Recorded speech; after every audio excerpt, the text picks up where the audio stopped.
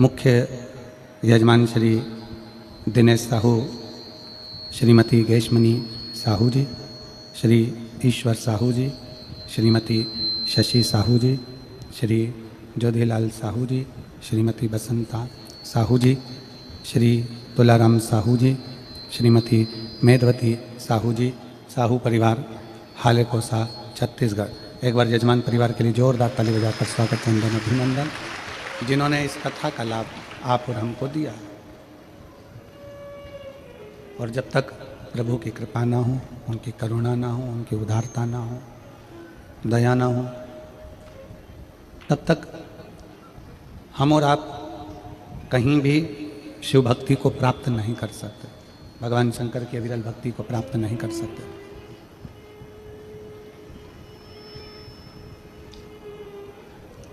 शिव का दूसरा नाम है विश्वास।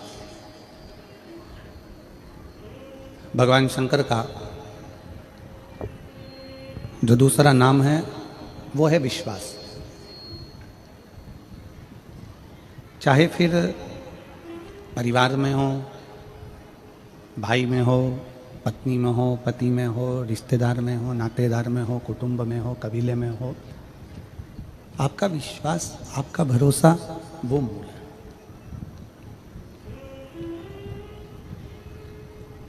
यदि विश्वास नहीं है, भरोसा नहीं है, तो फिर भगवान भी नहीं है। भगवान कब प्राप्त होता है? जब व्यक्ति का विश्वास दृढ़ होता है।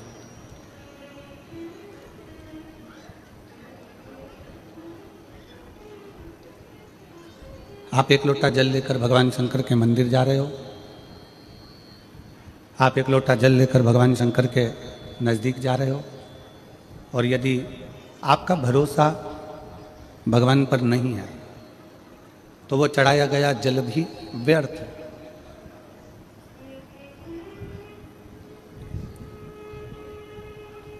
आप आए हो शिव महापुराण की कथा को श्रवण करने के लिए, हाले कोसा पहुंचे हो, रोड पर, ग्राउंड में, जहाँ जहाँ आप लोग बैठे हैं, कथा का रसत्व ग्रहण कर रहे हैं, कथा सुन रहे हैं, कथा को श्रवण कर रहे हैं, सुन रहे हैं, आप जहाँ जहाँ बैठकर कथा का लाभ ले रहे हो, आपका विश्वास है कि मैं कहीं पर भी बैठकर कथा को सुनूंगी तो मेरा शिव, मेरा शंकर, मेरा उघड़दानी, मेरा शंभु, मेरा त्रिकालदर्शी, कैलाशी, अविनाशी, मेरा शिव मेरी झोली खुशियों से भरेगा जरूर, ये निश्चित है।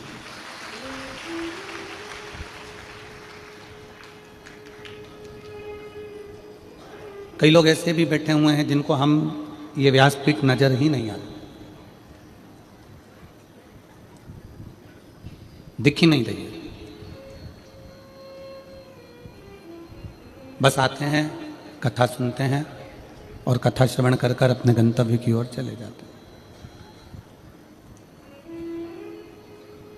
शब्द रूपी शिव उनके कानों में पहुंच गया।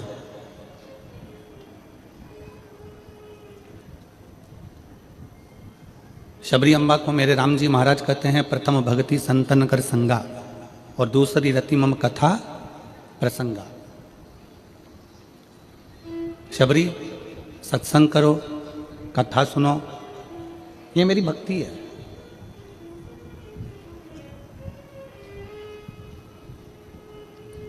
यहां बैठकर आप कौन सी भक्ति कर रहे हो? श्रवणम भक्ति, सुन रहे हो। कौन सी भक्ति कर रहे हो? सत्संग रूपी भक्ति, सुन रहे हो, सत्संग कर रहे हो।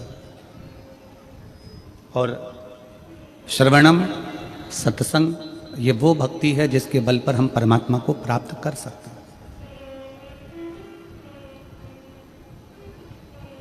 हम भगवान को पा सकते हैं। रुक्मणी जी जब भगवान कृष्ण को सत्संग रूपी भक्ति से, श्रवणम रूपी भक्ति से प्राप्त कर सकती है, तो क्या हम नहीं कर सकते?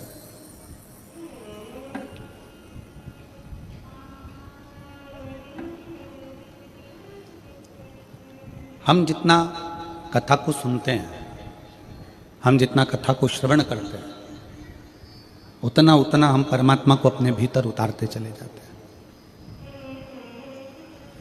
उतना उतना हम भगवान को अपने अंदर उतारते चले जाते हैं।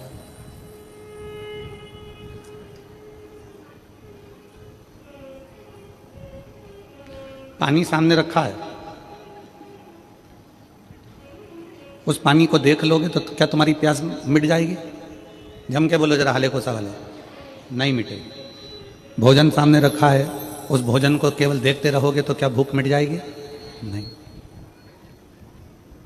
उसको ग्रहण करना पड़ेगा। पानी को पियोगे प्यास मिटेगी, भोजन को करोगे भूख मिटेगी। उसी तरह भजन करोगे, सत्संग करोगे, कथा सुनोगे तो हमारे भीतर का अहंकार मिट जाएगा, काम मिट जाएगा, लोभ मिट जाएगा, आसक्ति मिट जाएगी, तृष्णा मिट जाएगी और शिव हमें मिल जाएगा। तृप्ति कब मिलेगी? जब ये सब समाप्त होगा।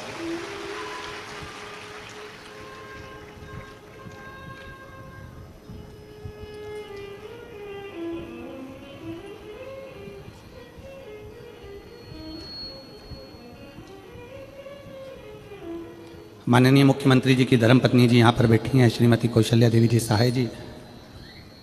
वो उनका आज का नियम नहीं है डायरी में श्री शिवाय नमस्तुभ्यम लिखना।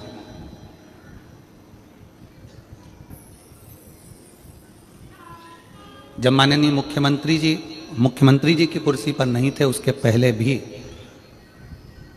श्रीमती कौशल्या देवी जी सहाय जी ये लेखन लिखती रही हैं, श्री शिवाय नमस्तुभ्यम, श्री शिवाय नमस्तुभ्यम। हमने एक बार इनसे पूछा, एक बार हमने माननीय मुख्यमंत्री जी की धर्मपत्नी जी से पूछा कि आप इसको लिखते हो, दुनिया के लोग जपते हैं, आप लिखते हो? तो उन्होंने कहा, गुरु जी लिखने में शिव हमारे दिमाग में, दिल में और एक एक रोम में समाहित हो जाता है और वह हमारे मन का भाव श्रवण करता है, इसलिए उसको लिख लेते हैं। हम साधुवाद देते हैं दीदी आपको, बहुत बहुत साधुवाद। इसी को शिव भक्ति कहते हैं, इसी को शिव उपासना कहते हैं।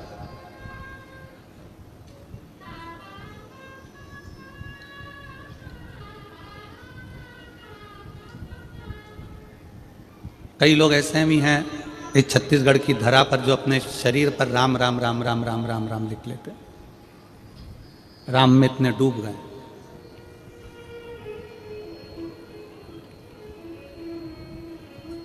शिव को पाने का तरीका अपना अपना है, बस शिव को एक चीज पसंद नहीं है, वो तुम्हारा दिखावा। और हम इस व्यासपीठ के माध्यम से आप सबको धन्यवाद देते हैं कि आप जितने कथा को सुन रहे हैं, चाहे टीवी पर सुन रहे हैं, मोबाइल पर सुन रहे हैं, फेसबुक यूट्यूब पर सुन रहे हैं, चाहे हाले कोसा की इस पवित्र भूमि पर जहां तुम्हें जगह मिल गई वहां बैठकर सुन रहे हो, आप लोगों के अंदर दिखावा नहीं है, आप लोगों के अंदर विश्वास रूपी शिव समाया हुआ है। आपके अंदर दिखावे का कोई काम नहीं।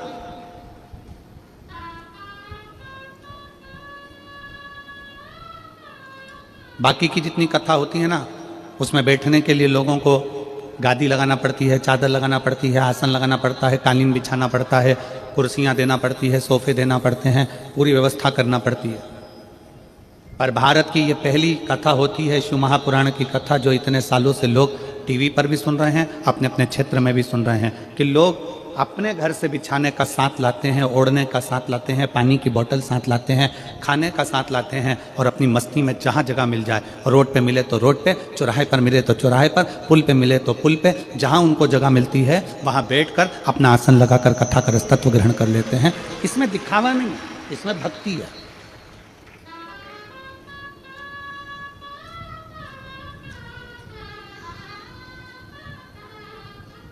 व्यासपीठ दिखे नहीं और तो भी आप कथा सुन रहे हो, ये आपके भीतर की श्रवण भक्ति है।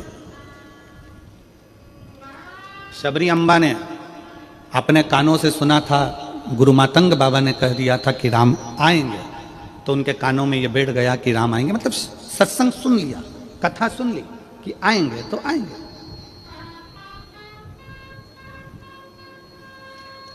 मां कर्माबाई ने अपने गुरु के मुख से सुन लिया था कि भगवान को प्रेम से अगर भोजन कराया जाए तो भगवान सब कुछ पा लेते हैं। कर्माबाई ने वो नज़ारा भी देख लिया।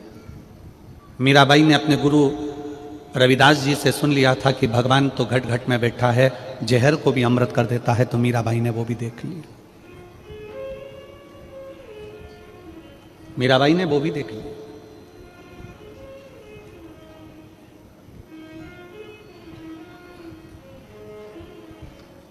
कोई कहता है कि केदारनाथ जाना पड़ेगा, शंकर जी मिल जाएंगे।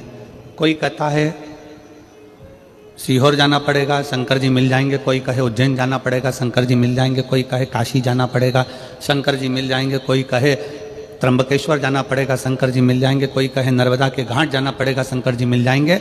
शिव महापुराण की कथा कहती है शंकर तो तुम्हारे दिल में बैठा है, एक बार दिल से घर में बैठ कर भी पुकारोगे तो शंकर मिल जाएगा। वो दूर नहीं है, उसमें दूरी है ही नहीं। आप शिव को जहां बैठकर पुकारोगे शिव तुम्हारे पास में।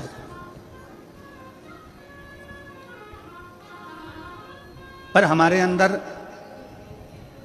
अहंकार इतना भर गया, काम इतना भर गया, लोभ इतना भर गया, आसक्ति इतनी भर गई, तृष्णा इतनी भर गई, वासना इतनी बढ़ गई।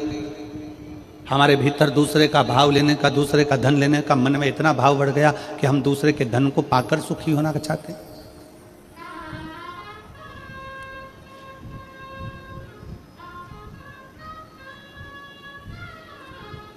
चोर कितने होते हैं? जैसे कपड़े की वैरायटी होती है उसी तरह चोट्टों की भी वैरायटी होती है। अलग अलग तरह के चोर होते हैं। किसी के घर में घुस गया बिना पूछे, वो भी जम के बोलो जरा चोर है। वो भी क्या है? चोर है। किसी का रखा हुआ सामान बिना पूछे उठा लिया, वो भी जम के बोलो चोर। किसी के घर में जाकर कोई सामान उठाकर लेकर चले गए, वो भी चोर है। वो भी चोर।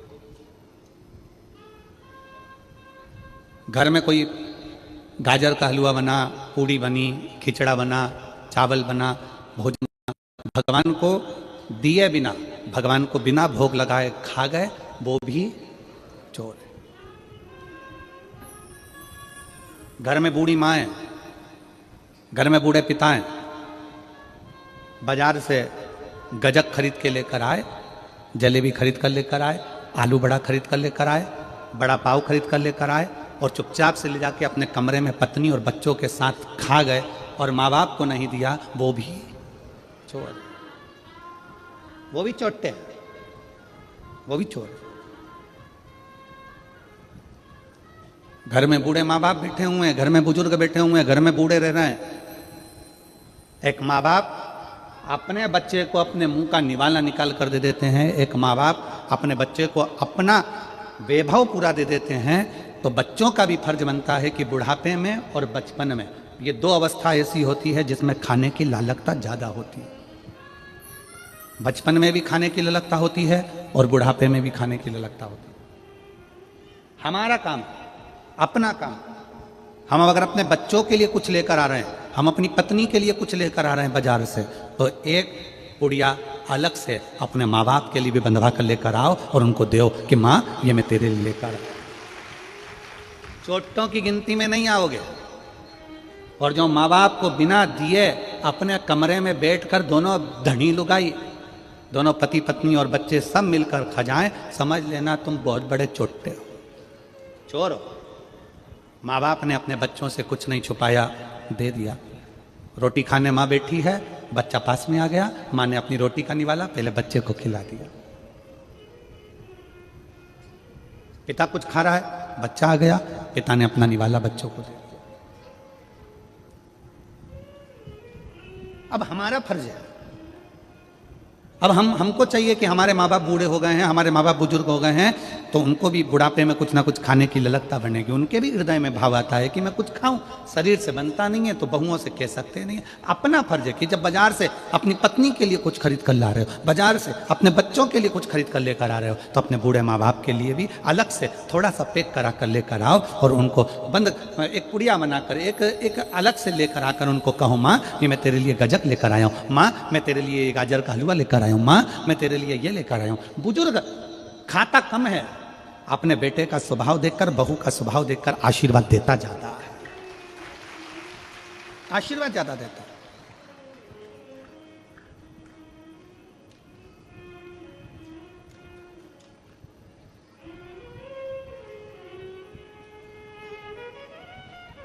संसार सागर में एक बड़ी सुंदर कथा आती है, वायु पुराण, मत्स्य पुराण की।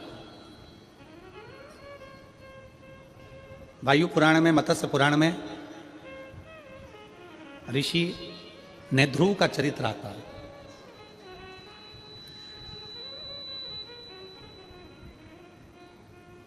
ऋषि नेध्रुव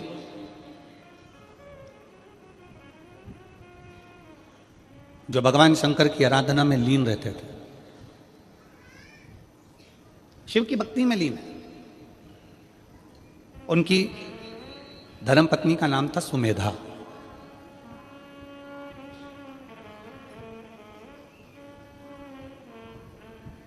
सुमेधा का एक काम था, कोई भी पत्ता सुमेधा पेड़ पे से तोड़ लेती थी और उस पर शंकर के शिवलिंग की आकृति बनाती थी। जैसे ये दीदी श्री शिवाय नमस्तुभ्यम लिखती हैं, वैसे उसका नियम था सुमेधा का। किसी भी वृक्ष की पत्ती को तोड़ लेती है और उस पर शंकर जी की आकृति बनाती है, शिव की आकृति।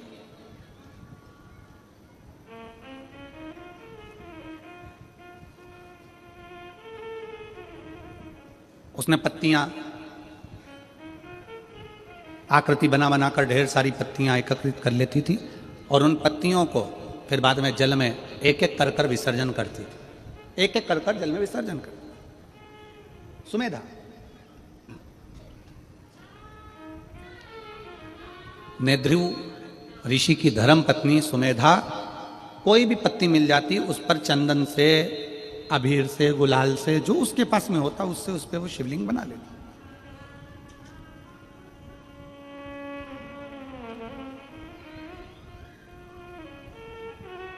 एक बार वो कहीं बैठी थी, शिवलिंग की आकृति पत्तियों पर बना रही थी, अपनी मस्ती में बैठी थी। एक विधवा लेडीज, एक बेधव्य महिला स्त्री बहुत दुखी थी, जिसका नाम था शारदा। वायु पुराण का यह चरित्र है, मत्स्य पुराण में भी इस चरित्र का वर्णन आया है। नेध्रुव ऋषि की धर्मपत्नी सुमेधा पत्ते के ऊपर शिवलिंग की आकृति बनाती है, शिवलिंग की आकृति।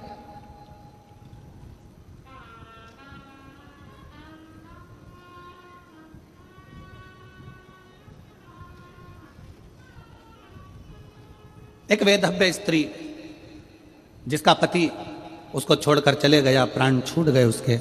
घर में 4 बच्चे हैं, छोटे छोटे, उन बच्चों का पालन करना है उसको।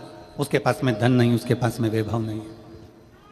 पूरे गांव नगर नगर घूम घूम कर काम मांगती है कि मुझे कोई काम मिल जाए, मुझे कोई ऐसा कार्य बता दो जिससे मेरा जीवन कट जाए, अच्छे से निकल जाए, मैं बहुत दुखी हूं।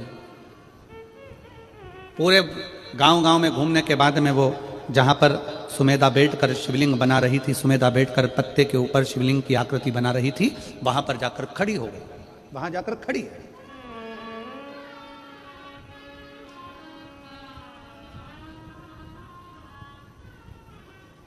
एक दिन हो गया, 2 दिन हो गया, 3 दिन हो गया, 4 दिन हो गया, 5 दिन हो गए। रोज आ जाती शारदा, रोज खड़ी हो जाती। केवल खड़ी हुई शिवलिंग की आकृति बना रही है सुमेधा और उसको देख रही है। अब उसने क्या देखा कि सुमेधा ने जैसे शंकर की आकृति बनाई और पत्ते को नीचे रखा, दूसरा पत्ता उठाया, फिर लिखा, फिर आकृति बनाई, फिर पत्ता रखा, फिर आकृति बनाई, फिर पत्ता रखा। इतने में शारदा ने क्या देखा कि एक इल्ली उस पत्ते के पास में गई। एक इल्ली, छोटी सी इल्ली उस पत्ते के पास में गई।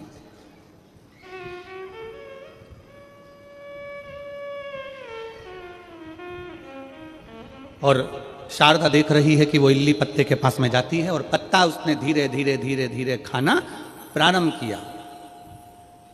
पत्ता उसने धीरे धीरे खाना प्रारंभ कर।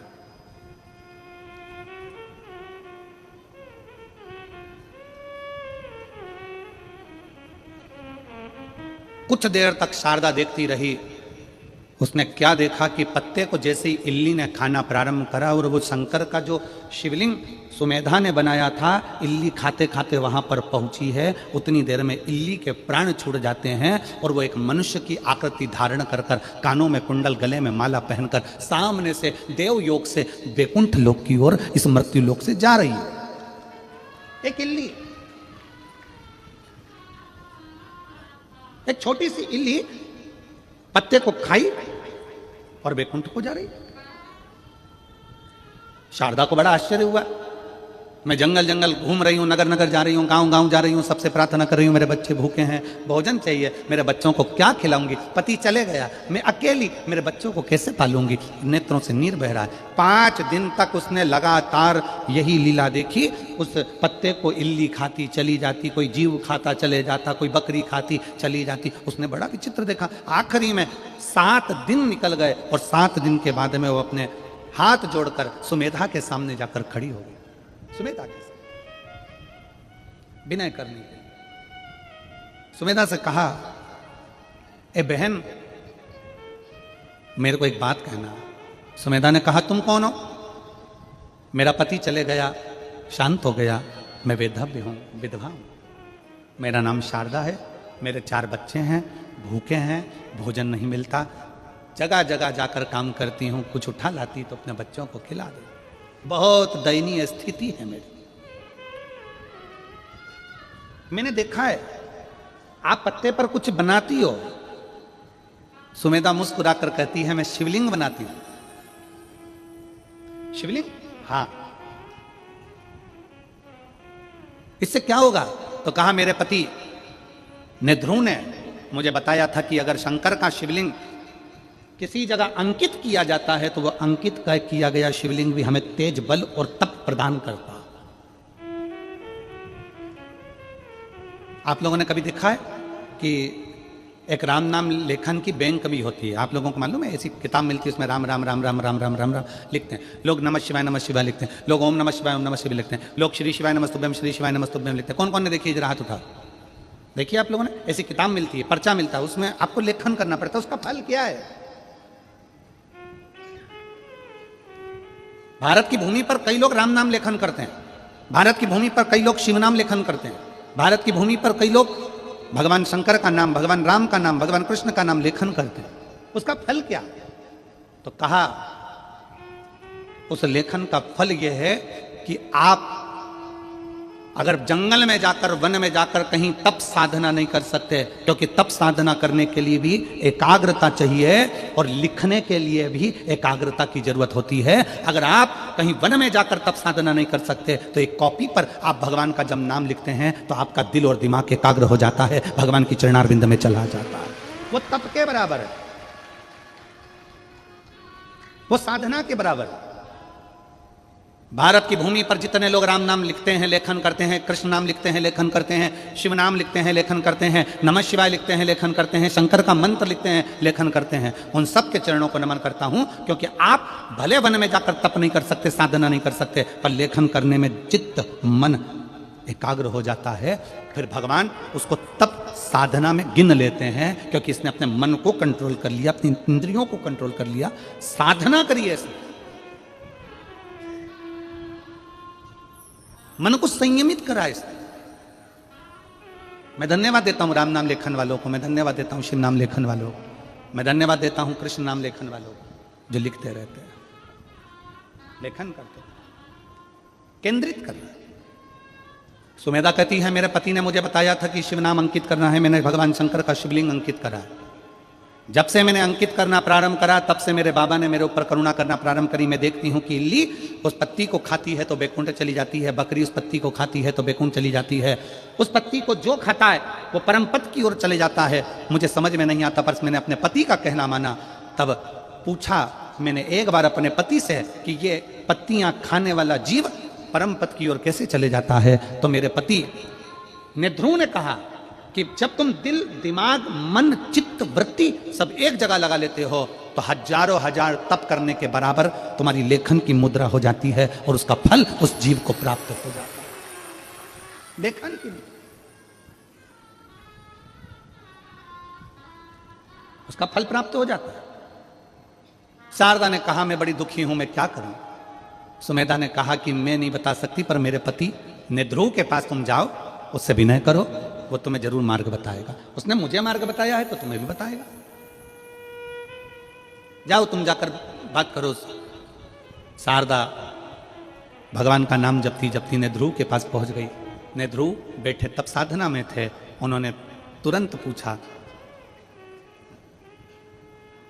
मां तुम कैसे आई? दीदी, जीजी, बेटी तुम कैसे आई? एक संत, एक साधु, सन्यासी, तपस्वी, साधक, उपासक, पक्का शिव भक्त, पक्का भगवान का उपासक, संत, साधु, सन्यासी, तपस्वी, तप करने वाला, साधना करने वाला कोई संत, कोई महात्मा, कोई भी होगा ना, स्त्री को मां कहकर संबोधित करता है। क्योंकि उसके सामने भले युवान स्त्री भी खड़ी होती है ना, तो वो साधु हमेशा उसको मां ही कहता है। कोई बेटी खड़ी है ना, तो उसको बेटी कहकर पुकारता है, पर उसके नाम से कभी संत साधु किसी स्त्री को नाम से नहीं पुकारता, उसको मां संबोधन देगा। भगवान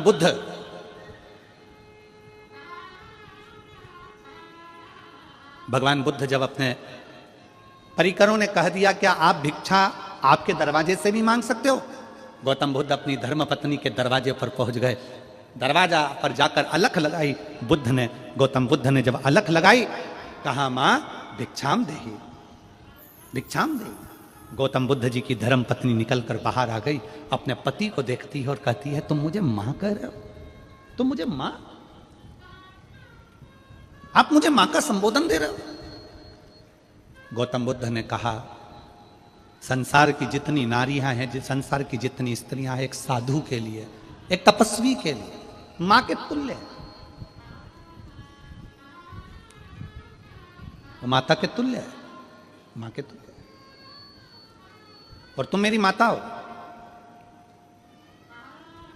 भारत की प्रत्येक बेटी, भारत की प्रत्येक स्त्री, भारत की प्रत्येक नारी अपने बेटे को भोजन कराए, चाहे अपने पति को भोजन कराए, चाहे अपने ससुर को भोजन कराए, चाहे अपने जेठ को भोजन कराए, चाहे अपने देवर को भोजन कराए, चाहे अपने नंदोई को भोजन कराए, चाहे अपने मामा को भोजन कराए, चाहे अपने फूफा को भोजन कराए। जिस समय पर घर की स्त्री भोजन परोसती है, जिस समय पर घर की स्त्री भोजन बनाती है, चाहे वे बेटी हो, चाहे वो बहू हो, चाहे वो माँ हो, घर की स्त्री जब भोजन बनाती है, भोजन परोसती है, उस समय पर वो पत्नी नहीं रहती है, उस समय पर वो एक माँ का स्वरूप हो जाती है, अन्नपूर्णा का स्वरूप हो जाती है।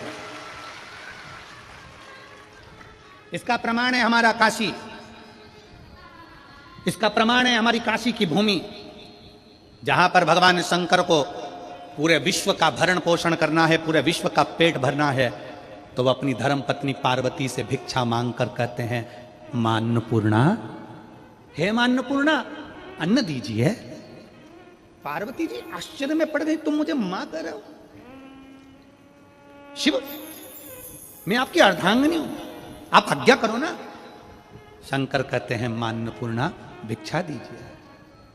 अन्नपूर्णे सदा पूर्णे शंकर प्राण वल्लभे, हे मां कृपा करिए, आप हमको भिक्षा दीजिए।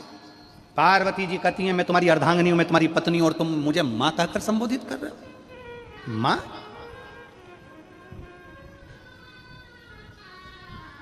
शंकर जी कहते हैं जिस समय पर स्त्री अपने पति को भोजन देती है, जिस समय पर स्त्री अपने पति को अन्न का भाग देती है, जिस समय पर स्त्री अपने पति को भोजन कराती है, उस क्षण प्रत्येक संसार की स्त्री मां बन जाती है, अन्नपूर्णा बन जाती है। अन्नपूर्णा हो।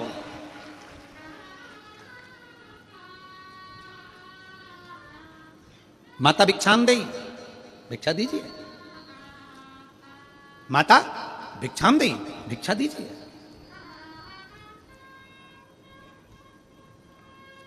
संसार में जितने संत हैं, जितने साधु हैं, जितने सन्यासी, जितने तपस्वी, जितने साधक, जितने उपासक, कभी नाम लेकर नहीं बोलेंगे।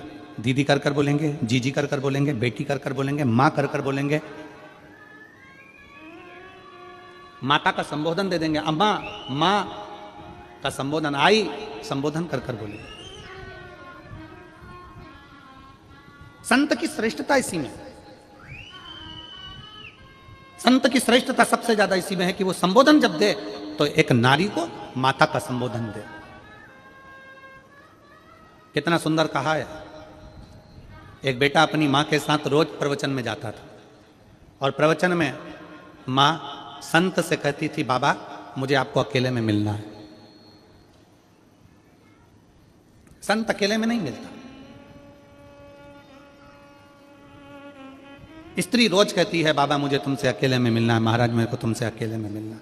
संत मना कर देते, हम नहीं मिले। एक दिन बेटे को गुस्सा आ गया और बेटे ने कह दिया, बाबा जी आप सबसे मिलते हो, मेरी माँ से क्यों नहीं मिलते? कहा, बेटा तुम्हारी माता मुझसे अकेले में मिलने को कहती है, मैं अकेले में नहीं मिलना चाहता, तो अकेले में मिलने में दिक्कत क्या है? संत ने कहा, एक काम करना, कल तुम अपनी माता का एक कपड़ा, जहां पर मेरे कपड़े सूख रहे हैं उस कपड़े के पास में लाकर अपनी माता का एक कपड़ा डाल देना। तुम्हारी माता का एक कपड़ा लेकर आना, जहां मेरे कपड़े सूख रहे हैं उन कपड़ों के पास में माता का कपड़ा डाल देना। बेटा गया, माँ का कपड़ा उठाकर लाया और जहां संत के कपड़े सूख रहे थे एक डोरी पर, उसी के पास में माँ का कपड़ा डाल दिया। प्रवचन चालू हुआ, सब लोग कथा में आए। एक का ध्यान चले गया संत के कपड़े पर, उसने दूसरे को कोनी मारकर कहा कि संत के कपड़े के पास में स्त्री का कपड़ा। दूसरे ने तीसरी से कहा, संत के कपड़े के पास में स्त्री का कपड़ा। तीसरे ने चौथे से कहा, पूरे नगर में बात फैल गई कि ये महाराज अच्छा नहीं है, स्त्री का कपड़ा इसके कपड़े के पास में है, मतलब इसका संग स्त्री के साथ है। सब कथा छोड़ छोड़ कर चले गए।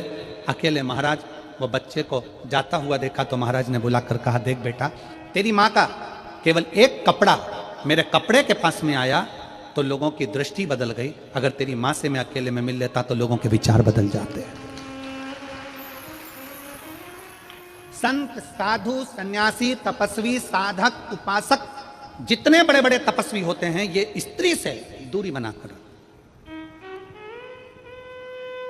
संबोधन देंगे तो माता का संबोधन देंगे, ए मेरी जीजी हो, ए मेरी बेटी हो, ए मेरी माता हो, मां का संबोधन।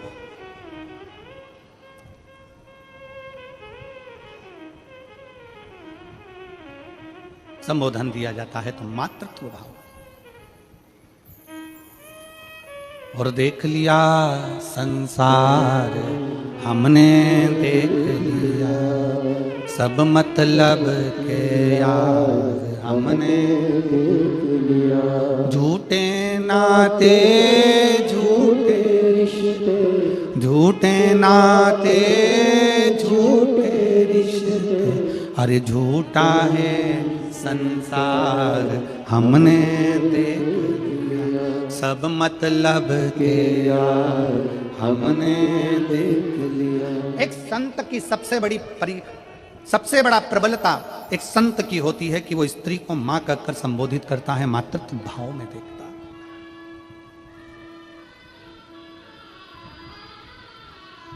एक संत की सबसे बड़ी प्रबलता होती है वो भोजन को बहुत अधिक मात्रा में नहीं पाता,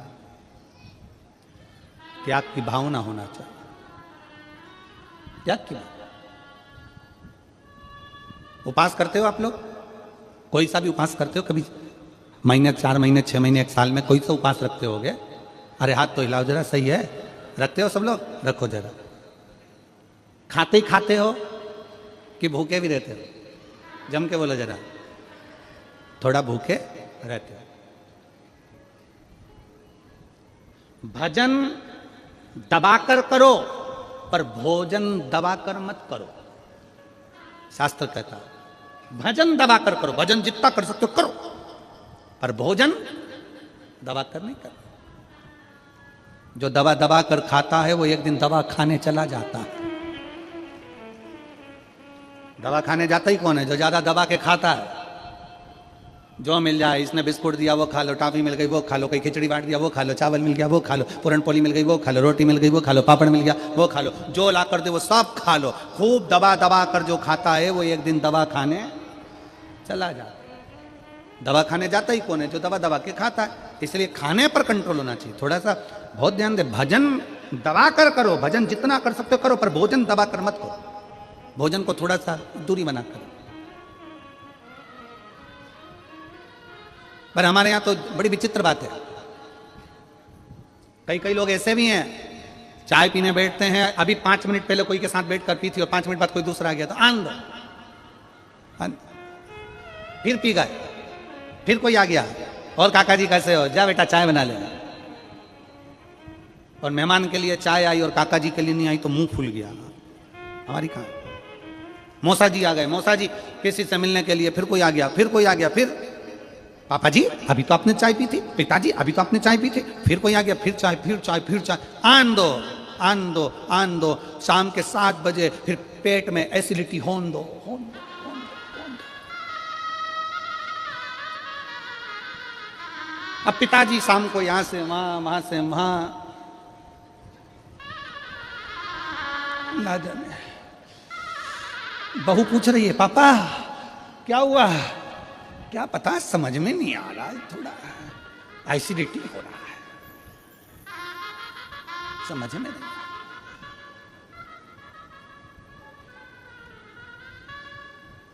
2 बजे रात तक अच्छे से सोया, 2 बजे के बाद फिर जाग गया। पत्नी ने पूछा क्या हो गया, एकदम उठ के बैठ गए? पता नहीं, दबा दबा कर खाया, इसलिए अब पेट भी दबाना पड़ रहा है, खूब दबा। थोड़ा कंट्रोल, थोड़ा कंट्रोल बहुत जरूरी है। अपनी इंद्रियों पर संयम करना बहुत जरूरी है। जब आप और हम अपनी इंद्रियों को संयमित करेंगे तो यह निश्चित है व्रत का फल मिलता जरूर है। जो उपास कर रहे हो उसका फल मिलेगा। संसार की प्रत्येक, तो जहां नेध्रु मुनि, नेध्रु ऋषि, जिनके सामने शारदा आकर खड़ी हो जाती है, नेध्रु ऋषि,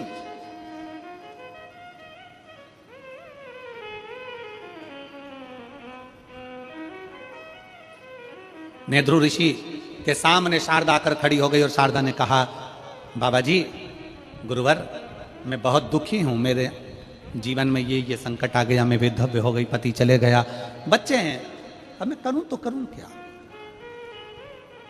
क्या करूं? मैं भूखी हूं, मेरा परिवार, मेरे बच्चे भूखे हैं, उनको अन्न का भाग नहीं मिल पा रहा है, मैं क्या कर सकता? भोजन के लिए मैं सब दूर गई। तब नेध्रु ऋषि ने एक ही बात कही, तुमने कभी शंकर की आराधना करी है? तुमने कभी शिव की आराधना करी है? नेध्रु ऋषि ने पूछा कभी तुमने शंकर की आराधना करी है? तुरंत शारदा ने कहा मैंने आज तक ना तो मैं शिव के मंदिर गई हूं, ना शिवालय गई हूं, ना शंकर की आराधना करी, ना नमः शिवाय बोला, ना ओम नमः शिवाय बोला, ना श्री शिवाय नमस्तुभ्यम बोला। मैंने आज तक शिव की आराधना नहीं की, आज तक नहीं करी।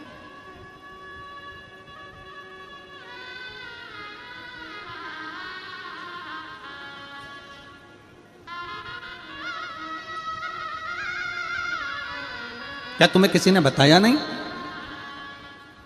क्या तुम्हें कोई बताता नहीं है कि शंकर की आराधना का फल क्या है?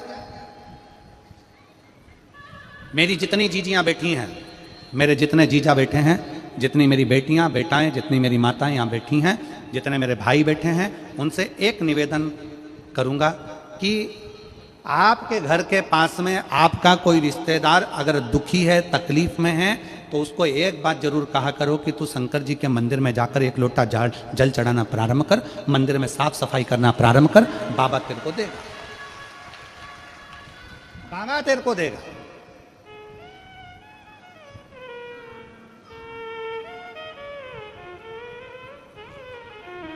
जाओ, घर के लोगों से कहो कि मंदिर जाएं। पर कई लोग ऐसे हैं जो पक्के में मूर्ख हैं, उनको कितना ही सिखा लो तो भी वो भगवान की शरणागति ग्रहण नहीं करते। और इनको अगर कोई फालतू का व्यक्ति मिल जाए और फालतू की बात कर देना तो ये बड़े सुखी होते हैं। फालतू की बात, अच्छी बात इनको नहीं सुहाती।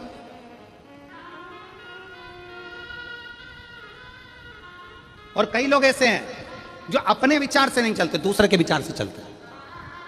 दूसरे ने ऐसा कह दिया, दूसरे ने ऐसा बोल दिया, और बोलते से वो दूसरे के विचार में आकर कुछ भी बोल दिया। किसी ने एक कह दिया, वो व्यक्ति ऐसा है, कान में भर दिया, भरा, फूंक मारी, उसने वैसा बोलना चालू कर दिया। कई लोग, वो दो हैं, वो कहते हैं ना, संख और मूर्ख। कौन कौन? शंख और मूर्ख। ये अपने आप कुछ नहीं बोलते, इनमें फूंक मारो तो बोलते। मूर्ख भी ऐसा होता है, उसको कोई कुछ बोल देगा ना, वो बैठे हैं ना, वो रामकिशन जी बैठे हैं ना, वो रामाधर जी बैठे हैं ना, वो व्यक्ति ऐसा है ना, बस मूर्ख के कान में भर दिया कि वो व्यक्ति वैसा है, तो वो पूरे गांव में डोंडी पीटता फिरेगा, वो व्यक्ति वैसा है, मैंने तो सुना है वो व्यक्ति वैसा है। मूर्ख है ना, अपने मन से सोचा नहीं। कभी तो रामाधर से मिला, कभी तो रामस्वरूप से मिला, कभी उस व्यक्ति से मिला, कभी उस व्यक्ति से तेरा पाला पड़ा नहीं। उसको पहले आजमाओ तो कि कैसा है, पर किसी ने कह दिया कि वो व्यक्ति वैसा है तो तुमने वैसा मान लिया। शंख कैसा होता है? शंख अपने आप नहीं बजता, शंख में फूंक मारेगा दूसरा तो बजेगा। और ज्ञानी पुरुष का लक्षण क्या है? ज्ञानी पुरुष का लक्षण होता है वो थोड़ी सी फूंक से बिलखता नहीं है, क्रोधित नहीं होता, चिल्लाता नहीं। कई कई मूर्ख होते हैं। पत्नी ऑफिस में जा रही है, ड्यूटी जा रही है, काम कर रही है, नौकरी कर रही है, घर में बच्चों को संभाल रही है, भोजन करा रही है, और कई कई पतियों को कोई दोस्त ऐसे मिल जाते हैं फूंक मारने वाले, जो ये फूंक मार देते हैं, भैया हमने तो देखा था कि वो वहां पर बैठी हुई थी, हमने देखा था वो वहां बैठा हुआ था, फूंक मार दी। अब तुम चतुर हो कि मूर्ख हो, तुम पर निर्भर करता है। आप अपने पति पर शंका कर रहे हो, दूसरे के कहने पर मूर्खता है। आप अपनी पत्नी पर शंका कर रहे हो, दूसरे के कहने पर मूर्खता है। आप अपने परिवार पर शंका कर रहे हो, दूसरे के कहने पर मूर्खता है। चतुरता उसको कहते हैं जो बोलने वाले से भी कह दे तू चुप रहे, मैं मेरी पत्नी को, मेरे अपने पति को, मैं अपने परिवार को अच्छे से जानता हूं, मुझे मालूम है कि मेरा परिवार क्या है, तो चुप रहे। इसको चतुरता कहते हैं। किसी ने फूंक मारी और तुम बजना चालू हो गए, किसी ने कुछ बोला और तुमने बुराइयां देखना प्रारंभ कर दी, ना ना, इसको श्रेष्ठता नहीं कहते।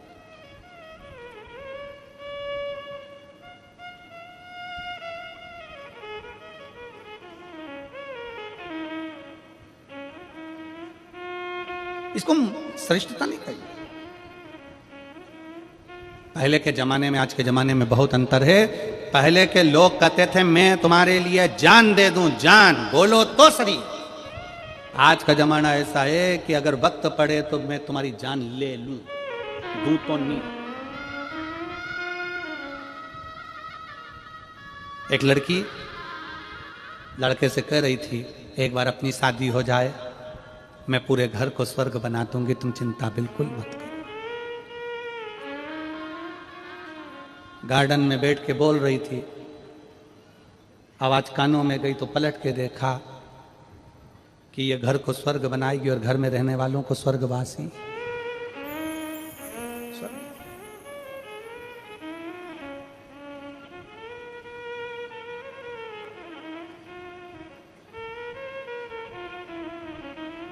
तुम्हारे घर में एक आध बड़ा फंक्शन हो ना, 25-50 मेहमान आए हो, बहुत सारे रिश्तेदार आए हो, और तुम्हारी कोई जिससे बहुत अच्छी पटती हो और वो तुमसे कह दे मैं तो तेरे लिए कुछ भी कर सकता हूं, मैं तेरे लिए कुछ भी कर सकती हूं, तुम बोलो तो बस एक बार, मैं तुम्हारे लिए सब कुछ कर सकती हूँ, सब कुछ कर सकती हूँ। जो तुमसे बोले ना मैं सब कुछ कर सकती हूँ, उसको फोन लगा के बोल दो बर्तन पड़े हैं मांज देगी, पड़े हैं बहुत सारे, सब कुछ कर सकती, मैं तो प्राण दे दूँ।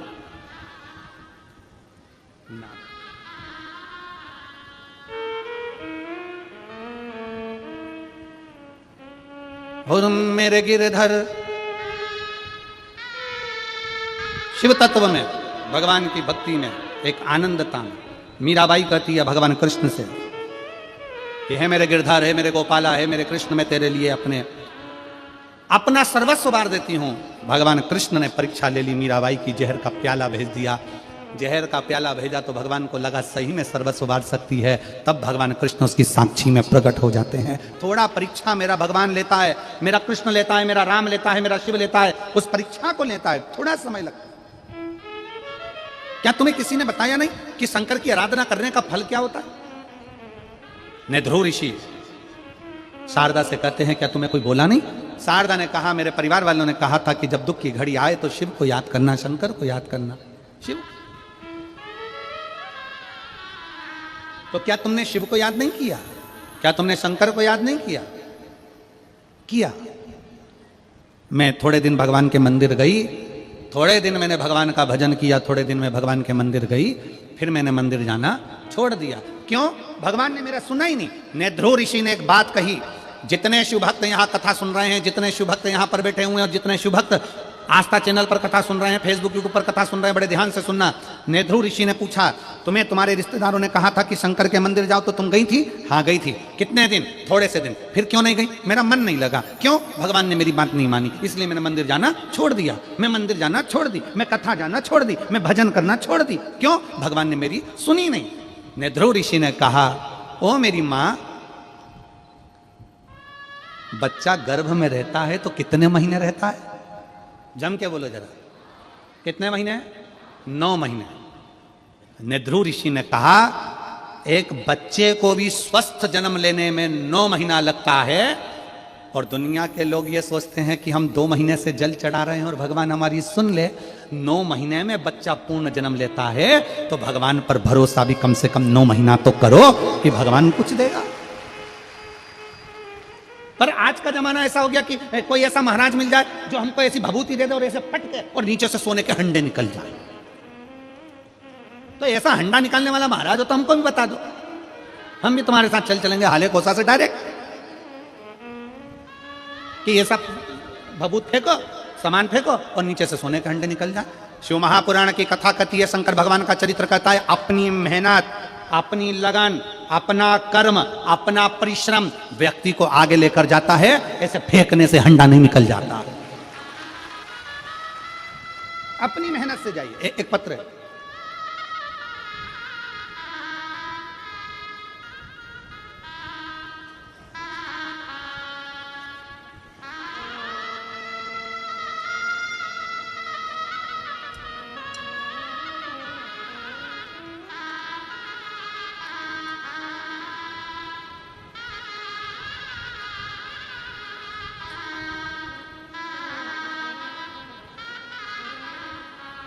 मेरा नाम योगेश्वरी साहू है, मेरे पति का नाम कैलाश साहू है। मैं ग्राम मारगांव, डोंगर गांव, जिला राजनांदगांव, छत्तीसगढ़ की रहने वासी हूँ। कहीं बैठी हो तो हाथ हिला सकती हूँ। आ जाइए, एक बेलपत्र ले जाना, आ जाइए। मेरी शादी 2003 में हुई, तब मैं अपने गांव शिव मंदिर जाती थी।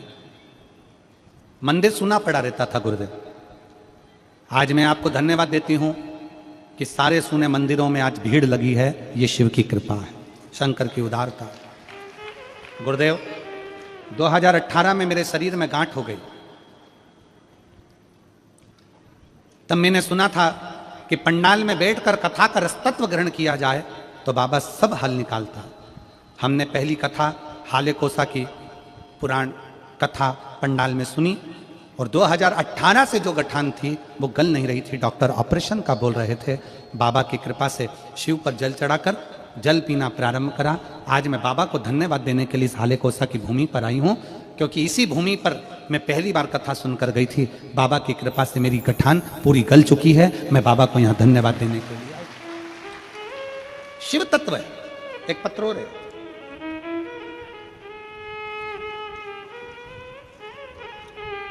मैं चित्रा सोनवानी,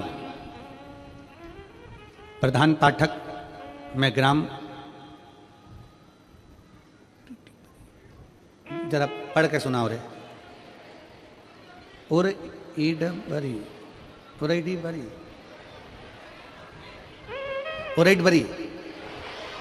अरे तुम समझ गए ना, जाना बहुत। पोस्ट नावा गांव, डोंगरगढ़, जिला राजनांदगांव, छत्तीसगढ़ की निवासी हूँ। कहीं बैठी हैं आप? ही हैं। श्री शिवाय नमः। आ जाओ, एक बेलपत्र ले जाना, आ जाओ। गुरुजी, पहली बार जब कथा सुनी थी, एक साइकिल लेने की भी औकात नहीं थी। गुरुदेव, एक साइकिल लेने की भी औकात नहीं थी। हम एक साइकिल ले पाए ये भी नहीं जान सकते थे। पर आज एक साइकिल लेने की औकात नहीं थी। आज भोले बाबा की कृपा ऐसी है, इसी हाले कोसा में पहली बार कथा सुनी थी और इसी हाले कोसा में कह रही हूं, शंकर भगवान ने 4 व्हीलर गाड़ी घर पर खड़ी कर दी। ये शिव उपासना, ये शंकर की उपासना। एक लाइन अच्छी लिखी है कि भोलेनाथ दया करना, मैं तेरे भरोसे, मेरे बाबा दया करना, मैं तेरे भरोसे, ना घर के भरोसे हूँ, ना परिवार के भरोसे हूँ, ना घर के भरोसे हूँ, ना परिवार के भरोसे हूँ, मेरे बाबा दया करना, मैं तेरे भरोसे हूँ, भोले बाबा दया करना, मैं तेरे भरोसे। हम उसके आश्रित हो।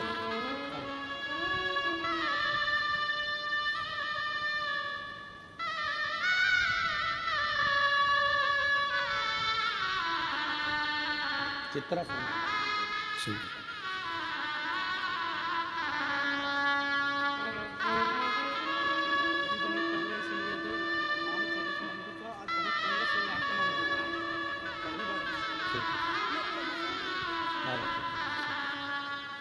शिव तत्व है शंकर। सोनवानी जी कह रहे हैं, हम यहां पहली बार हाले कोसा जब आए थे, दिनेश साहू जी कथा कराए थे। दिनेश साहू के पूरे परिवार को हम बहुत बहुत साधुवाद देते हैं। साहू जी, आपके पूरे परिवार को साधुवाद है, बहुत बहुत धन्यवाद। ना जाने कितनों के चेहरे पर ये शिव महापुराण की कथा प्रसन्नता देती है, उसका पूरा फल आपके परिवार को प्राप्त होता है। ये शिव तत्व, ये शिव ओ घड़ी शंकर। वो कह रहे हैं, हमने पहली बार कथा इसी हाले कोसा में सुनी थी और बाबा से प्रार्थना करी थी। हमने ये जानकर सुना था कि लोग कहते हैं कि पंडाल में बैठकर कथा सुनने का फल मिलता है।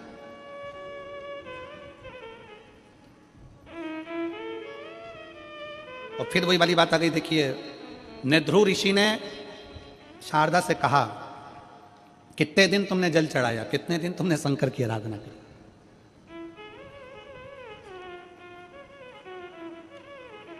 कितने दिन? कितने दिन तुमने शिव की आराधना की? कितने दिन तुमने जल चढ़ाया? शारदा कहती है, मैं तो थोड़े से 8, 10, 12 दिन गई, फिर मेरा मन नहीं लगा, भगवान मेरी सुनी नहीं। नेद्रु ऋषि ने कहा, गर्भ में जो बच्चा होता है वो भी 9 महीना लेता है, तब जन्म लेता है। कोई बच्चा जल्दी जन्म ले लेता है तो वो बीमार पड़ा रहता है, फिर वो ठीक होने में समय ले लेता है। इसलिए अगर भगवान, तुम जल चढ़ा रही हो, रोज मंदिर जा रही हो, रोज कथा में जा रही हो, कथा श्रवण कर रहे हो, और अगर भगवान तुम्हारी अर्जी, भगवान तुम्हारा पत्र, भगवान तुम्हारी बात नहीं सुन रहा, थोड़ा समय लग रहा है, भगवान तुम्हारा दुख नहीं काट रहा, थोड़ा समय लग रहा है, तो चिंता मत करना, जरूर मेरा बाबा तुम्हें स्वस्थ कुछ ना कुछ देना चाहता है जो अच्छा हो। जल्दी में दे देगा, जल्दी दे दिया और बाद में तकलीफ आ गई तो क्या मतलब। इसलिए थोड़ा रुक कर, आपका काम है मंदिर जाना, आपका काम है भगवान का भजन करना, आपका काम है भगवान का कीर्तन करना, आपका काम है भगवती स्मरण में डूबना, जाते रहो।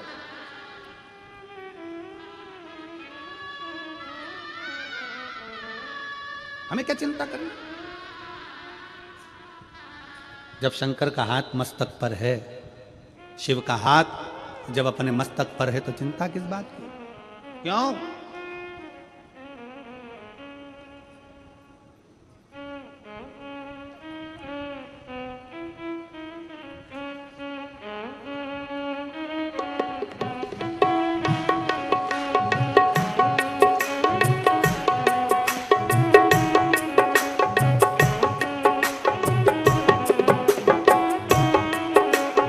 क्या करना फिर क्या करना, क्या करना फिर क्या करना, क्या करना फिर क्या करना, क्या करना फिर क्या करना, तेरे सर पर भोलेनाथ कर फिर क्या करना, तेरे कर भोलेनाथ कर फिर क्या करना, तेरे सिर पर भोलेनाथ कर फिर क्या करना, तेरे कर भोलेनाथ कर फिर क्या करना, क्या करना फिर क्या करना, क्या करना फिर क्या करना, ओ क्या करना फिर क्या करना, क्या करना फिर क्या करना, तेरे सर पर भोलेनाथ कर फिर क्या करना, तेरे कर भोलेनाथ कर फिर क्या करना, तेरे सिर पर भोलेनाथ कर फिर क्या करना, तेरे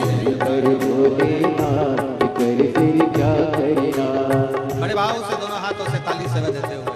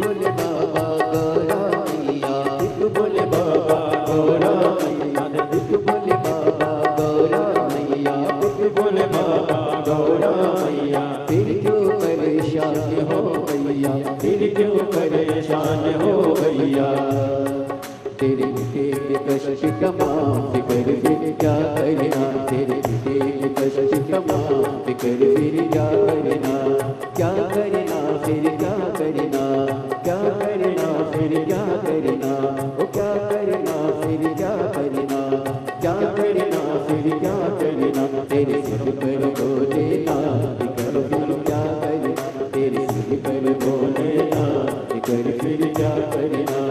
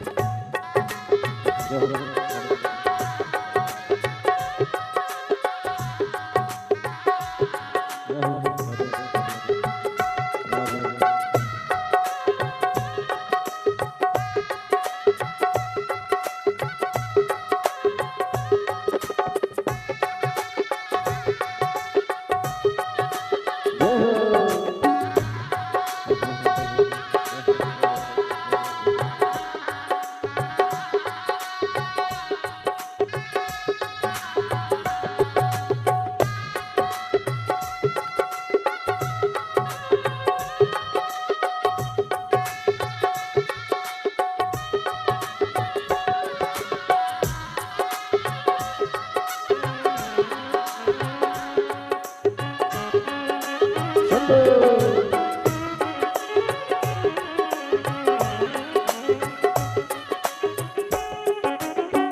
जन शिव कथा सत्संगी, जो जन शिव कथा सत्संगी, जो जन शिव कथा सत्संगी, जो जन शिव कथा सत्संगी, जिनके सहायक श्री बजरंगी, जिनके सहायक श्री बजरंगी, वो दुल्हन बन के नाम कर फिर क्या करना, वो दुल्हन बन के नाम कर फिर क्या करना, क्या करना फिर क्या करना, क्या करना फिर क्या करना, ओ क्या करना फिर क्या करना, क्या करना फिर क्या करना, तेरे सिर पर बोलेगा कर फिर क्या करना, तेरे सिर पर बोलेगा कर फिर क्या करना।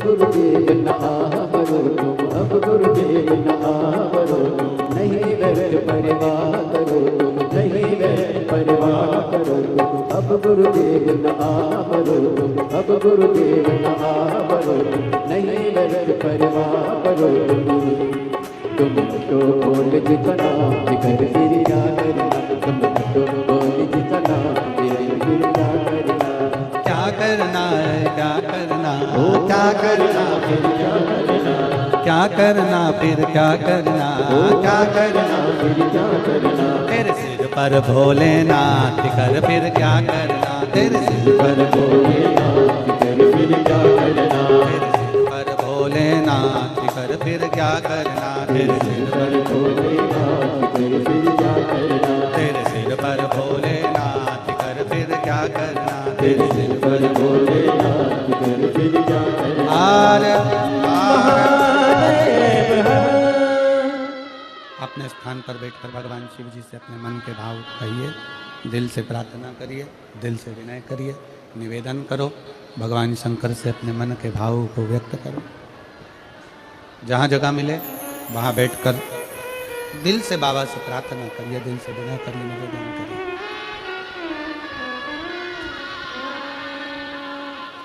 साथ में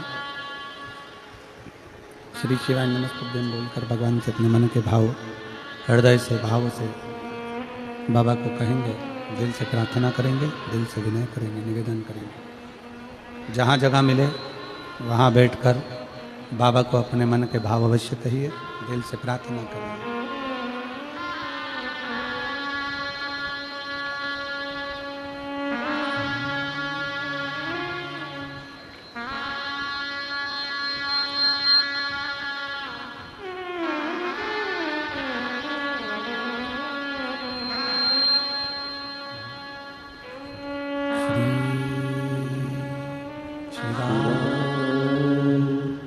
नमस्तु श्री शिवाय नमस्तु श्री शिवाय नमस्तु श्री शिवाय नमस्तु श्री शिवाय नमस्तु भोला सब दुख काटो ओ भोला सब दुख काटो शिव शंकर जप तेरी माला भोले बाबा जप तेरी माला भोला सब दुख काटो ओ भोला सब दुख काटो मंगल मंगलकारी वैश्य मंगलकारी शमशान शमशान देवासी हमारा ओ भोला सब दुख काटो ओ भोला सब दुख काटो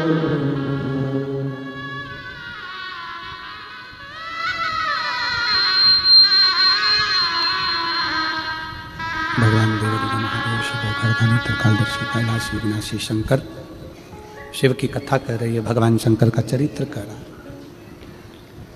नेध्रुव ऋषि शारदा से कहते हैं, शारदा क्या तुम्हें किसी ने बताया नहीं कि शंकर के दरवाजे पर जाने पर दुख कटता है, दुख समाप्त होता है। शारदा कहती है कि मुझे बताया तो था पर मैं गई भी पर थोड़े दिन। आप में भी कई मेरी जीजियां बैठी हैं, कई मेरे जीजा बैठे हैं, कई बेटियां बैठी हैं, बेटाओं बैठे हैं, कई माताएं बैठी हैं। ये विचार करे, या कोई आस्था चैनल पर सुन रहा हो या फेसबुक यूट्यूब पर कथा को सुन रहा हो, तो ये विचार करना 2 महीना 4 महीना 3 महीना 5 महीना नहीं, भगवान शंकर के मंदिर तो निरंतर जाते रहो। हो सकता है उसने तुम्हारे लिए कुछ अच्छा सोच कर रखा होगा और भंडार दिल से भरना होगा, उसके ऊपर निर्भर।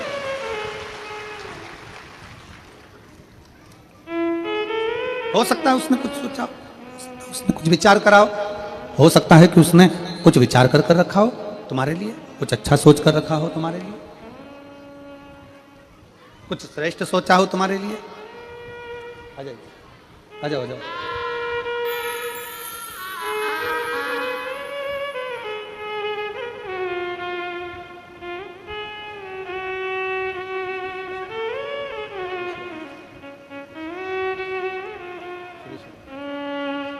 बस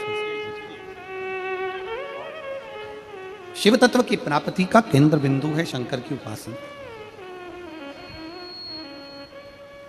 हाले कोसा की इस पवित्र कथा में आप अपने हृदय में, अपने चित्त में यह बात बिठा कर रखो कि हम शंकर के मंदिर जाते रहें, शिवालय जाते रहें, शिव की उपासना करते रहें। एक ना एक दिन मेरा बाबा हाथ पकड़कर तुम्हें पार लगाएगा, जरूर अपनी मंजिल तक पहुंचाएगा।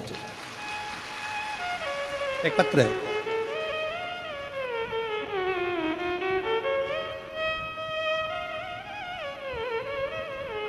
मैं देवकी बाई सिन्हा, ग्राम मोहरा मुड़िया, चलो पढ़ो, तुम लोग पढ़ो, मुड़िया ही है, हाँ ठीक है, मुड़िया डोंगरगढ़ से आई। कहीं बैठी हो तो हाथ हिला सकती हैं। आप ही हैं, आ जाओ, एक बेलपत्र ले जाना चाहिए। मैं देवकी बाई सिन्हा, ग्राम मोहरा मुड़िया डोंगरगढ़ से आई हूँ। मैं आपकी कथा रसपान गंडई में की थी। पशुपतिनाथ का व्रत प्रारंभ करा था और मैंने अपने बेटे के लिए और मेरे पति ने अपने पुत्र के लिए शंकर के मंदिर में खूब झाड़ू पोछा किया। एक लोटा जल के बारे में सुनाना चाहती हूं गुरुदेव। 2024 में मेरे पशुपति व्रत का व्रत उठाया। मेरे पति हर रोज शिवालय में जाकर साफ सफाई करते, शिवालय में जाते सफाई करते, साफ सफाई में लग गए। पुत्र क्या, मेरा पुत्र राघेंद्र सिन्हा, जिसका जॉब नहीं लग रहा था, बहुत कष्ट में थे, टेंशन था क्या होगा, उससे भी कहा कि तू मंदिर जाना प्रारंभ कर और अपनी मेहनत को 4 गुना बढ़ा। अपना परिश्रम कभी कम मत करो। जितनी पढ़ाई करते हो उससे 4 गुना पढ़ाई को ज्यादा बढ़ाओ। विद्याध्ययन करते हो उससे ज्यादा विद्याध्ययन करो। रात दिन एक कर दो और फिर बाबा को एक बेलपत्र चढ़ाकर शहद लगाकर शिव को समर्पित कर अपने लक्ष्य की ओर जाओ, फल मिलेगा जरूर। मेरा बेटा राघवेंद्र सिन्हा कहता है, गुरुदेव, मेरा बेटा बोलता है, क्या बेलपत्री पर शहद लगाने से क्या सफलता मिल सकती है? मैंने अपने बेटे से कहा, तेरे पिताजी मंदिर में झाड़ू पोछा कर रहे हैं, मैं व्रत कर रही हूं, तू भी मेहनत कर।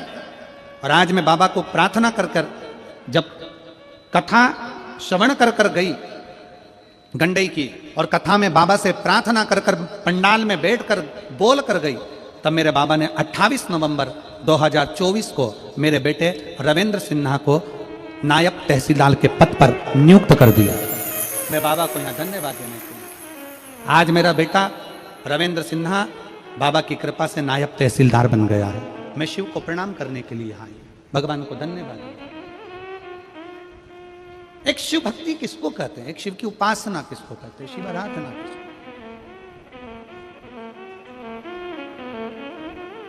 यहां पर एक भाई ऐसे बैठे हैं जिनको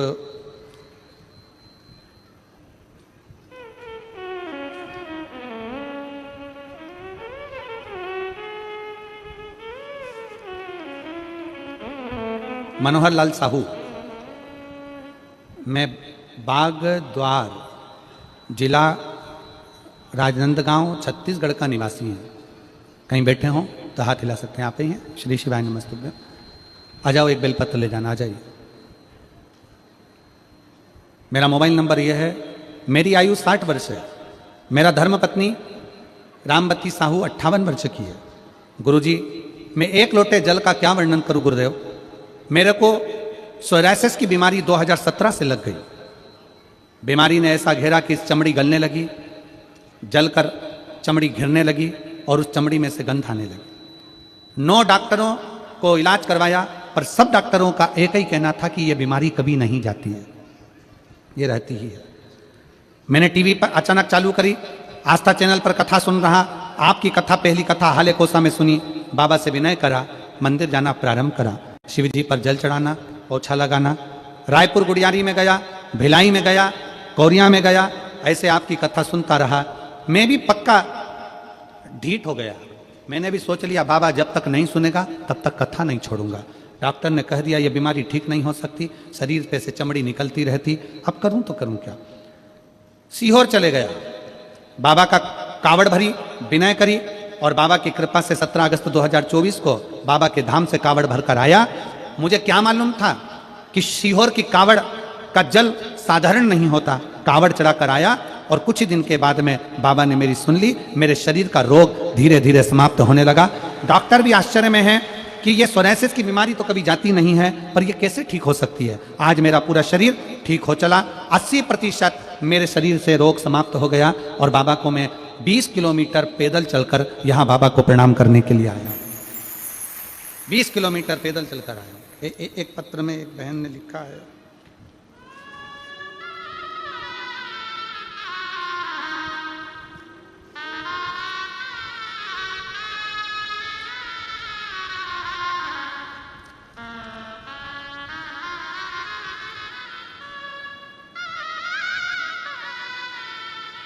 बंधु साहू, जीरा टोला के निवासी हूँ, मानपुर मोहला। कहीं बैठे हों तो हाथ हिला सकते हैं। जिनके पिताजी 63 किलोमीटर दूर से पैदल चलकर यहाँ कथा सुनने के लिए आए हैं। 63 किलोमीटर दूर से। अगर कहीं बैठे हों तो आप एक बेलपत्र लेने के लिए आ सकते हो।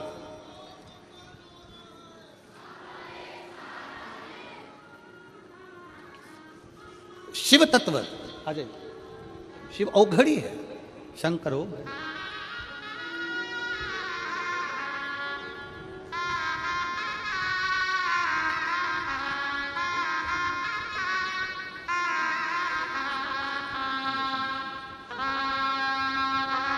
एक बार जोरदार ताली बजाओ। बेटा नायब तहसीलदार बना है।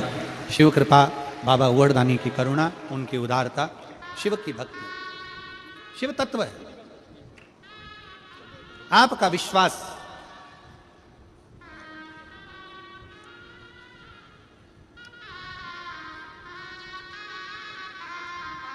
आपका भरोसा, आपकी दृढ़ता शिव तत्व की ओर है।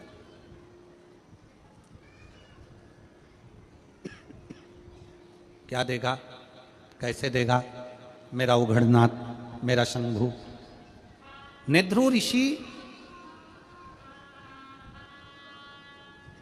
शारदा से कह रहे हैं, आ जाइए, शारदा से कह,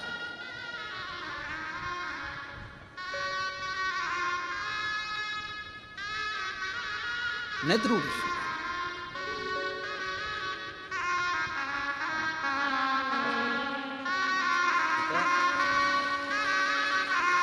पैदल चलकर आए हैं। एक बार जोरदार ताली बजाएं। और सोराइसिस बीमारी ने घेर लिया था, पर शिव की भक्ति पीछा नहीं छोड़ा इन्होंने। 5 पंडाल कथा सुनी और बाबा ने 5वां पंडाल पूरा हुआ और पूरी बीमारी को समाप्त कर दिया। ये शिव तत्व है, ये शिव। क्या नहीं देगा शिव? शारदा, क्या तुम शिव की आराधना नहीं करती हो? करती हूं, छोड़ दिया था। आपकी और हमारी भी आदत है, आप और हम सब एक जैसे हैं। भगवान ना सुने तो मंदिर जाना छोड़ देते हैं।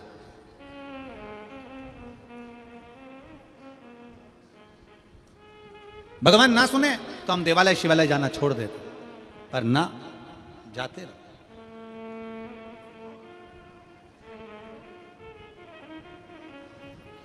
जाते रहो, शिव तत्व श्रवण करते रहो। आप राम जी का भजन कर रहे हो तो भी ये मानकर चलो कि आप शंकर का ही भजन कर रहे हो। आप कृष्ण का भजन कर रहे हो तो भी ये मानकर चलो कि आप शिव का भजन कर रहे हो। आप शिव का भजन कर रहे हो तो भी ये मान के चलो कि आप राम का भजन कर रहे हो। आप शंकर का भजन कर रहे हो तो भी मानो कि आप कृष्ण का भजन कर रहे हो। अब ये कथा हमारे चिरंजीवी श्री शिवम जी मिश्रा जी की 7 जनवरी से 13 जनवरी तक भतीजे की कथा। स्थान है देउलगांव राजा, जिला बुल्ढाना। बुल्ढाना क्षेत्र में देउलगांव राजा एक ग्रामीण खेड़ा है, क्षेत्र है, जहाँ पर श्रावणी लांस में 1 बजे से 4 बजे तक हरिहर शिव श्रीमद् भागवत कथा का वहाँ पर आयोजन है। 1 बजे से 4 बजे तक। मैं देउलगांव राजा के सभी श्रोता भाई बहनों से निवेदन करूंगा कि वहाँ पहुंचकर श्रावणी लांस में, जो कि जालना चीखली बाईपास रोड पर है, उस पर कथा अवश्य श्रवण करें, जो कि 7 जनवरी से 13 जनवरी तक चालू हो रही है। शिव तत्व को क्यों ना सुने? राम ही कृष्ण, राम ही शिव है, कृष्ण ही शिव है, और शिव ही राम है, और शिव ही कृष्ण है। शिव ही कृष्ण।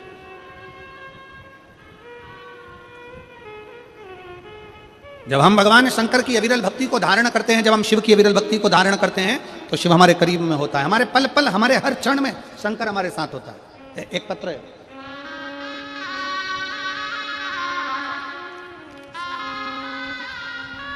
मैं राजकुमारी साहू, बिलासपुर, जिला बिलासपुर, छत्तीसगढ़ की निवासी हूं। कहीं बैठी हो तो हाथ हिला सकती हैं। श्री शिवाय आप ही हैं ऐसा?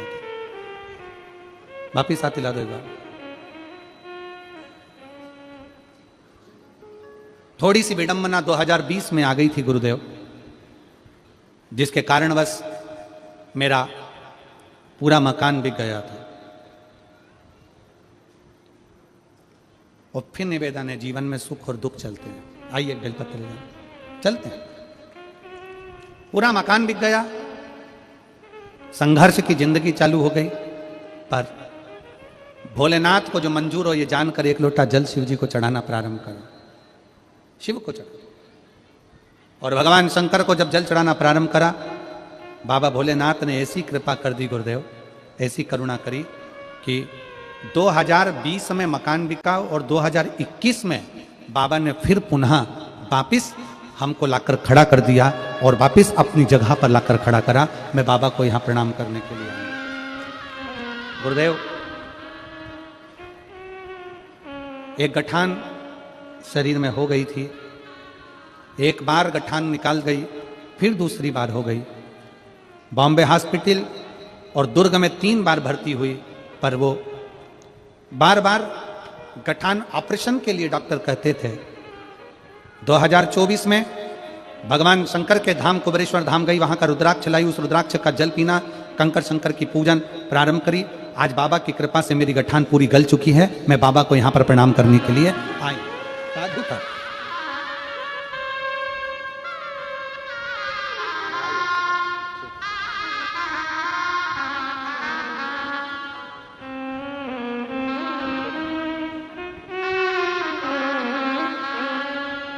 शिव तत्व, भगवान शंकर की करुणा, भगवान शंकर की उदारता, शिव तत्व इसी को कहते हैं। आपकी अविरल भक्ति, आपका विश्वास। शारदा, तुम एक काम करो, शिव की आराधना करो। क्या करूं मैं? क्या कर सकती हूं मैं? क्या करूं मैं? शिव की आराधना। और कर्पूर घोरम करुणावतारम संसार सारम बुझे सदा हृदयारविंदे भवं। शिव की आराधना करो। वो साधारण शंकर, सहज शंकर, भोले शंकर, शिव शंकर अपने भक्त को कभी खाली नहीं देते। जाओ वापिस शिव की शरणागति जाओ, वापिस शंकर के द्वार जाओ। 9 महीना गर्भ में बच्चा रहता है, 9 महीने बाद स्वस्थ होता है। एक बीज पृथ्वी में जाता है तो उसको भी उगने में समय लग जाता है। तुम भगवान शंकर की आराधना में ऐसे डूब जाना कि समय का भान ना हो। एक ना एक दिन शंकर तुम्हारी झोली खुशियों से भर ही देगा, निश्चित। जाओ करो भजन। एक पत्र है,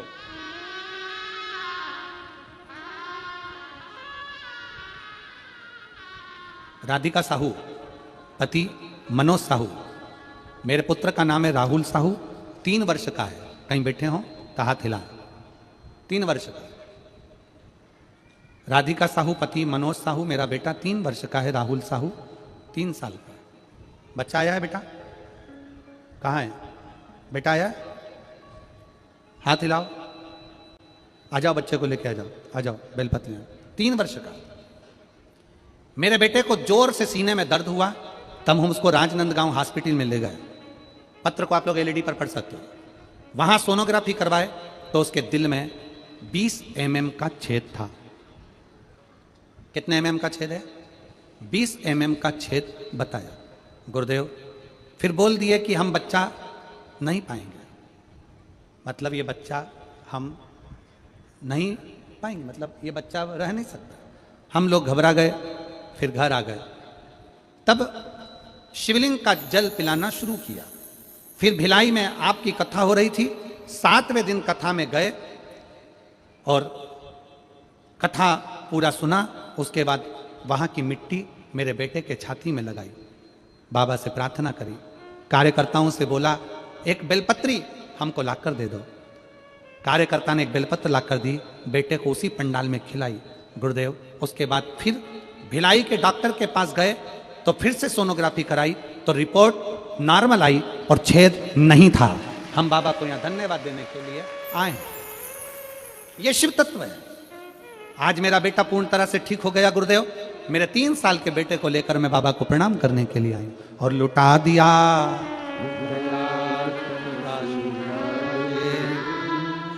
कर दिया माला। आप सबसे निवेदन है, जो जैसी भावना।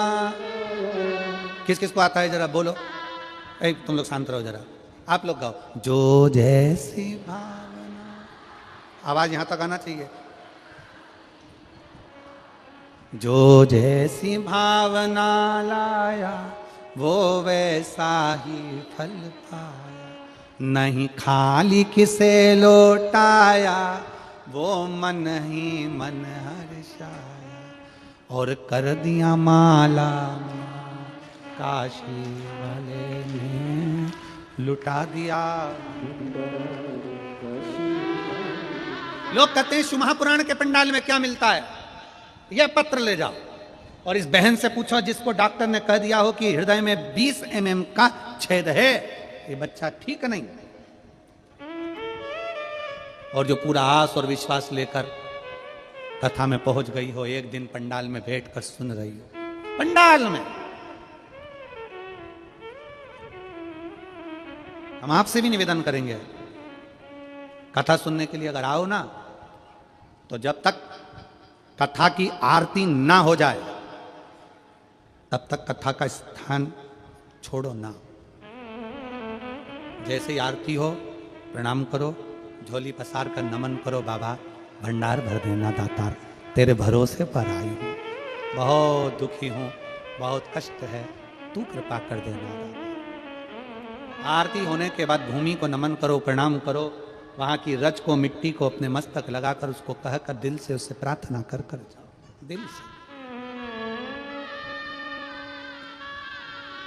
लाखों शिव भक्त एक साथ बैठकर जब श्री शिवाय नमस्तुभ्यम कहते हैं, उनके पांव की रज जब यहां गिरती है, वो मिट्टी साधारण नहीं होती, वो भगवान की कृपा, आनंद, सुख दे, सहज नहीं है।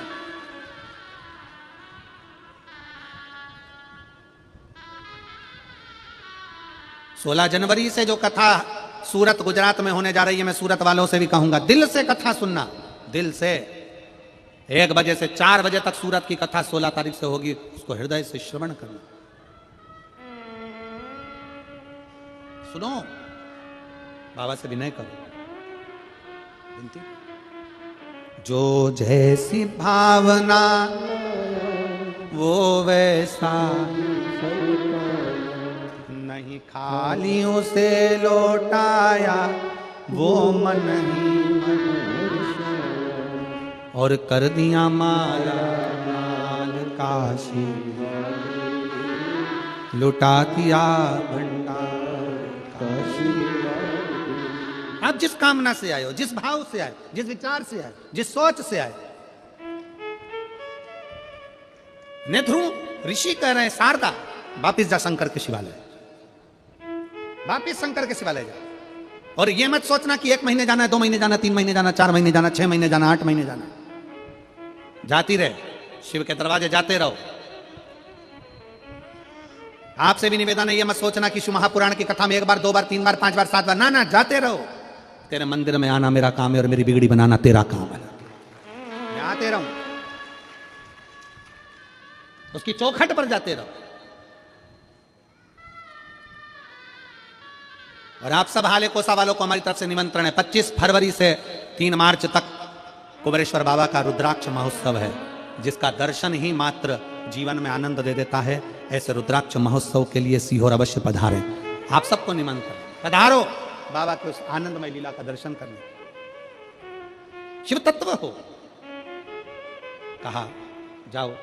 शारदा ने मंदिर में जाकर शंकर जी के मंदिर में जल चढ़ाना प्रारंभ करा।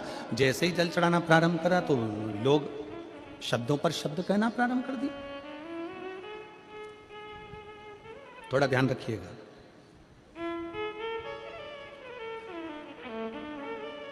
आप मंदिर जाना चालू कर दो, लोग तुमको ताना देना चालू कर देंगे। ये चल दी सती सावित्री, ये चल दिया शंकर जी को चेला, ये चल दिए सियोर वाला महाराज जी का चेला, लोग ताना देना चालू कर दें। घबराना नहीं, टेंशन मत लेना, घबराना नहीं, टेंशन नहीं लेना। दुनिया ताने देती है ना, देने दो। ताना देने के बाद भोलेनाथ जो कृपा करते हैं ना, उसका फल ही दूसरा होता है, उसका फल ही दूसरा।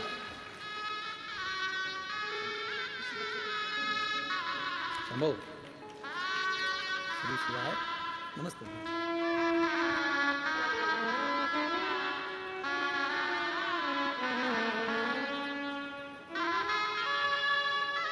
3 साल का बाबू है, हृदय में 20 mm का छेद हो गया था। कथा के पंडाल में जाकर कथा श्रवण करी, बाबा से विनय करा, भिलाई में जाकर वापस जांच कराई, रिपोर्ट नॉर्मल आ गई, छेद नहीं निकला। ये शिव तत्व। हर हर महादेव। हर शंभु।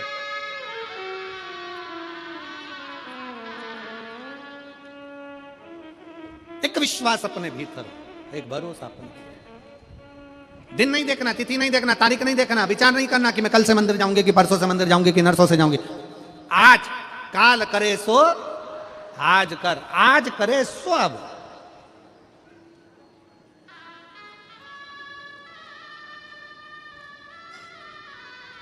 रोज जाओ शिव जी के प्रतिदिन। शारदा ने कहा कि लोग ताने देने लगे, अब शब्द करने लगे। दुनिया की रीति है, फिल्म देखने जाओगे कोई ताने नहीं देगा।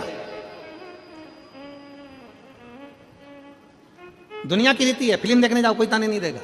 दारू पीने जाओ कोई ताने नहीं देगा।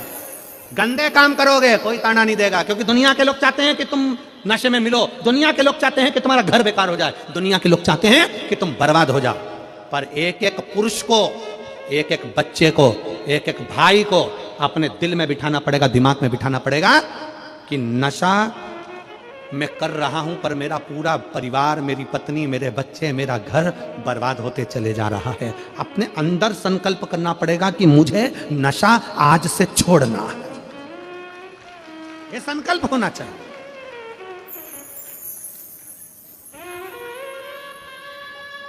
आपकी नगरी में कोई सदगुरु आए ना, आपकी नगरी में कोई गुरु अगर आपके नगर में आ जाए तो गुरु को जब विदा करा करो ना, उससे पहले अपना एक अवगुण भी साथ में छोड़ दिया करो। एक अवगुण छोड़ दो कि मैं आज से ये नशा नहीं करूंगा, आज से मैं गलत काम नहीं करूंगा, आज से मैंने गुटखा छोड़ा, ये गुटखे के कारण कैंसर हो रहा है, ये गुटखे के कारण गठान हो रही है, कहीं मैं ये चीज खा लेता हूं तो पथरी हो रही है, ये हो रहा है, वो छोड़ो, गलत काम छोड़ दो।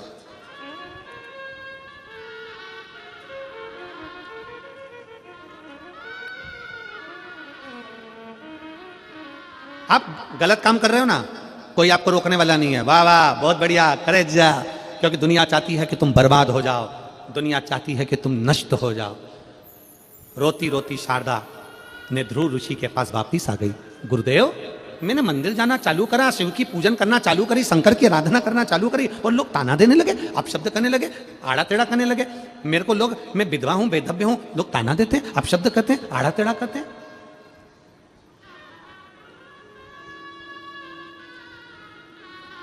ने ध्रुव ऋषि ने कहा, अरे ओ शारदा, मेरी मां, हे माता, मैं आपको प्रणाम कर कर कहता हूं, अगर दुनिया के लोग ताना देते हैं ना, गाली देते हैं ना, अपशब्द कहते हैं ना, इनको कहने दो।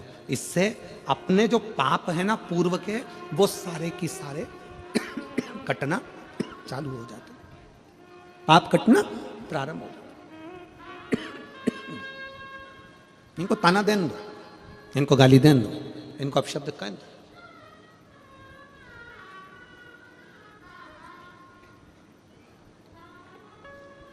कई लोग कहते हैं गुरुजी हमारे रिश्तेदार हमको बहुत गाली देते हैं, हमको अपशब्द कहते हैं। हमने कहा भगवान की कृपा है, तुमको गाली पड़ रही है, ये करुणा है, दया है, पढ़ने दो। आग लगे बस्ती में, जम के बोलो जरा, अपन रहो मस्ती में। क्या किसको रोइए, चादर तान के सोइए, कोई गाली बके बकने दो।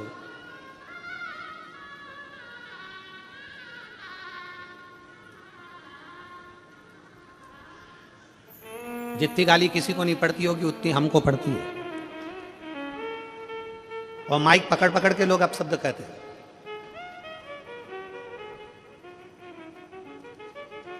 और किसी राष्ट्र के नेता को जितनी गाली नहीं पड़ती होगी उतनी गाली माननीय प्रधानमंत्री जी को पड़ती होगी। लोग उनको भी खूब कोसते हैं, ये कह दिया, वो कर दिया, ऐसा कर दिया, वैसा कर दिया। पर जितना जितना बोलते हैं, जितना जितना ताना देते हैं, जितनी जितनी गाली देते हैं, जितना जितना अपशब्द कहते हैं, उतना उतना व्यक्ति और ऊपर की ओर बढ़ता चले जाता है, और उन्नति की ओर बढ़ता चले। क्यों? क्योंकि उसके पाप छिन्न होते चले जाते हैं, उसके पाप सारे छिन्न हो जाते हैं, उसके पाप का असर तुमने ले लिया। कितना सुंदर एक संवाद, एक राजा की, एक राजा को एक काया का रोग हो गया। काया गल गल के टपक टपक के गिरने लगी तो वो सारा इलाज करवा लिया। इलाज करवाने के बाद वो ठीक नहीं हुआ तो उसने अपने गुरु से कहा, गुरुदेव मेरा